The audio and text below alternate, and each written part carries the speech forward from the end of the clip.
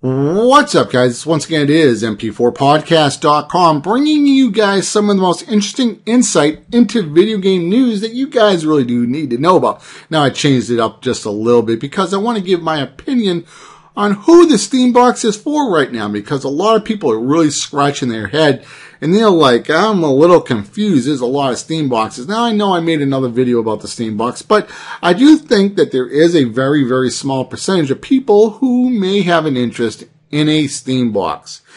And let me break it down for you guys. The Steam Box, as of right now, isn't what most people thought it was. Before, we thought it was going to be 3 boxes. A low, medium, and high. And even if you bought the low machine, that you were still going to be able to play the newest and greatest of all hits on the Steam store.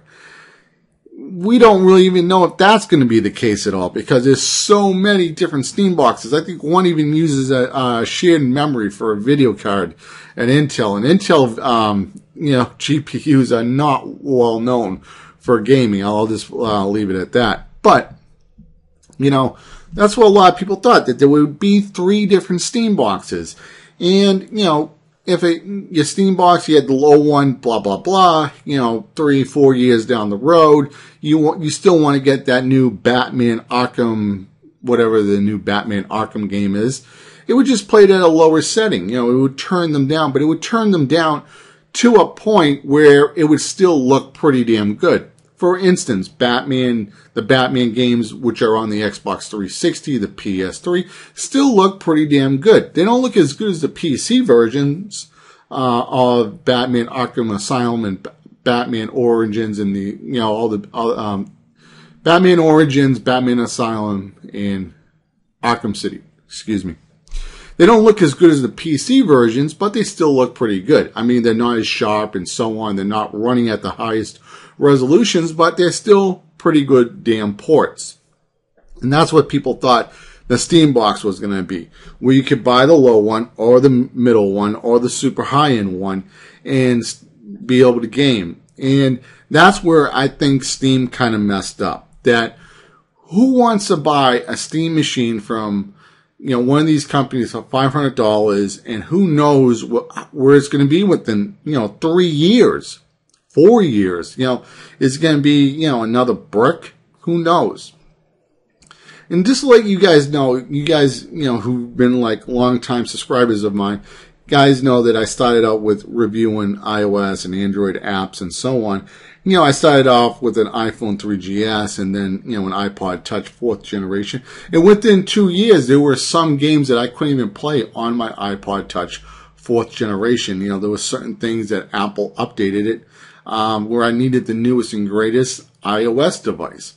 Who's to say that, a new game comes out and, the iBuyPower and the Alienware, whatever, those Steam machines, they're using like the mobile AMD processors that are like in the PS4 and the Xbox One are too weak to run the newest and greatest video games that are on Steam. And then you have to upgrade. Now, I know 4 years, that's kind of a long time, but people kind of like to upgrade within 5 years. 5 years kind of seems like that sweet spot to buy new hardware for video game consoles. 4 years seems to be like went a little too early. 6 years seems like it's dragging on. And 8 years with the Xbox 360, was a really long drag. But in a lot of ways, it had to go that long just because we're in the HD resolution now, and we needed processors that could at least hit native 720p. We're hitting 720p, 900p, 1080p, depending on the games and so on. So, who is the Steam Box really for now? Who is it for? That's the question that everybody's asking. Do you want to buy a very high-end Steam machine and have Linux on it, and then some games don't come out on Linux, and then you can't play those games? You'll have to dual boot your own machine. Do you really want to do that? Steam Machine is for people who want to get good games that are cheap, right? Want plug and play with the Steam OS, and people who want to stream their games from their Windows gaming rig, right? Like, let's say you have a gaming rig and it's in your gaming room and you have a Steam machine in the living room and you want to play Injustice in the living room, right? So you have your Steam machine in the living room and you stream your Windows games to your Steam machine, which is running Linux. The thing about it is, about the Steam machine that throws me off the way they're going about this is, I don't want to buy a Steam machine because, and I don't want to say anything bad about Linux because I don't have a grudge against Linux, but I don't want to buy a PC, that's running Linux just to play Steam games, okay? I really, really wish that maybe, there was something they could do with Windows so they could get these other games running natively on Windows. It's just a mess with the Linux box. I kind of really wish they went the other route with the 3 machines and they would try to optimize for the low machine to keep on going. That's where when I saw the Steam machines, I was just like, oh, this is wrong. Because we do need a good competitor to Windows. Okay, Windows has a lock on the PC market, and we need something else, that can go head to head with them. I have a lot of Steam games that are Windows based. And I know those games aren't going to be ported over to Linux, some of these older games for a while. The newer games, yeah, most likely, hopefully, they will stop bringing out more Linux games. But,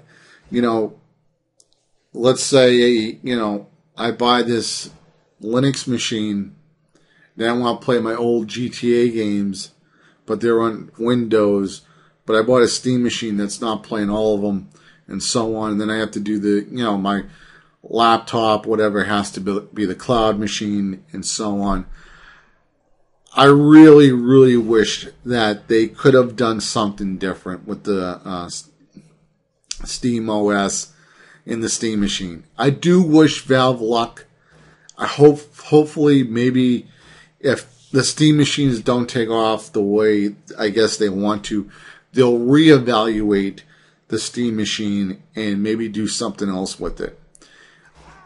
But I will say this. Windows has a monopoly on the market right now.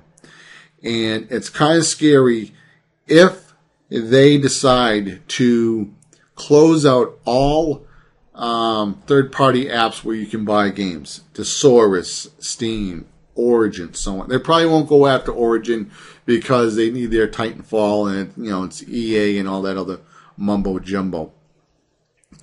But, as of right now, when the Steam machines come out, maybe there's a slim chance I may buy one. I heard iBuyPower, their power supplies are always blowing. Maybe the Alienware. It just doesn't seem that product that I want now. And having 14 different Linux boxes is a little crazy, because when you have a $500 machine and a $6,000 machine, there's never going to be any optimization code for the Steam boxes. Maybe there will, maybe there won't, but time will tell. And it's going to be quite crazy to see how these Steam machines take off, because there is that urge for it to do good, but a lot of us just don't have the faith that we did have, like we used to have when we first heard about the Steam machines. So hopefully Valve will sell them. They'll sell good for Valve, or hopefully Valve will rethink their marketing plan for the Steam machine, bring out a real competitor for Xbox and PlayStation 4, and then also on top of that, have an awesome Linux operating system that can just go head to head with Windows. Once again, guys, this has been mp4podcast.com. I'm signing out. You guys have yourself an awesome day. If you go outside, take an umbrella with you. It's raining outside.